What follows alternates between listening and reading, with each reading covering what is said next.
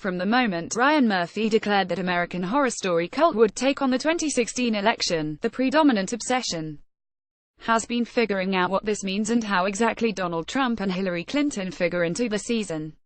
With the sometimes clever, often batshit insane season coming to a close, that answer is clear: they were merely tangential. Fans and critics alike have been divided on the season. Cult was undeniably convoluted, with dead ends and twists that were nonsensical, even by ours standards.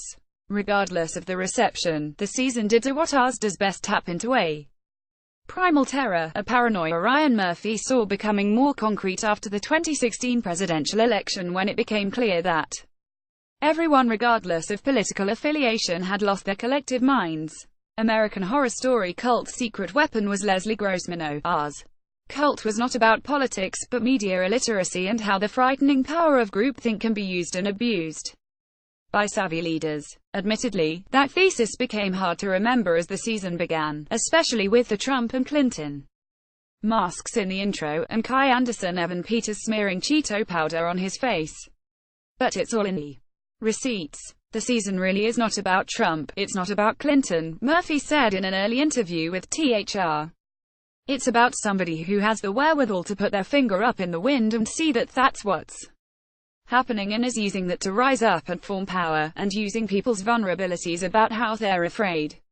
Evan Peters, American Horror Story Cult photo FX that the liberals were lampooned as much as the Trump worshipper was demonized only back the point. Once fear takes over, people lose their goddamned minds, a theory certainly not difficult to see playing out on social media feeds and news broadcasts.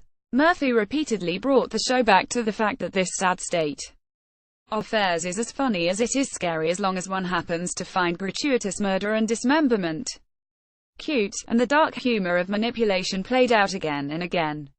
Lead antagonizer and monster in the flesh, Kai, with his utterly stupid pinky swearing, gained access to people's deepest or overt worries, be they about UAL orientation, Billy Eichner's Harrison Wilton skin color, Beverly Hope, Adina Porter, or the fear being replaced by minorities, Chaz Bono's Gary Longstreet, and used them to do his bidding. Up until the finale, Kai literally kept a finger on the pulse of people's insecurities and most selfish impulses, leveraging them for ascendant power. Even if the season frequently felt like an unfocused mess of ideas splattered onto the screen like the fake blood splattered about this season, the cult leaders who became Kai's inspiration hallucination heroes drilled home the chorus.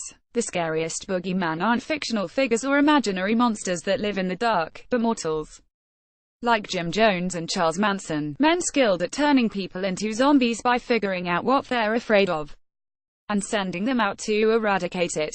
Like Kai, every cult leader depicted knew exactly how to weaponize people's pain. Murphy made viewers see that, no matter the party or demographic, uncontrolled anger and what about me victimization becomes a breeding ground for unscrupulous figureheads to march in, or creepy clowns, or something like that. Either way, Ally, Gary, Ivy, Allison Pill, and every other marching moron in Kai's army made viewers look at the danger of unchecked gullibility. Murphy's messages of succumbing to fear and not handing over one's mind to someone else might have been lost in the wild story turns, but ultimately it did what Murphy said it would. Ours Cult, in all its ridiculousness, showed how easily people can be duped, and how quickly a mad leader can create a circus. And it's up to viewers to challenge what they see. Certainly, that's something every American now thinks about every day. American Horror Story Cult aired its season finale on Tuesday at 98C on FX.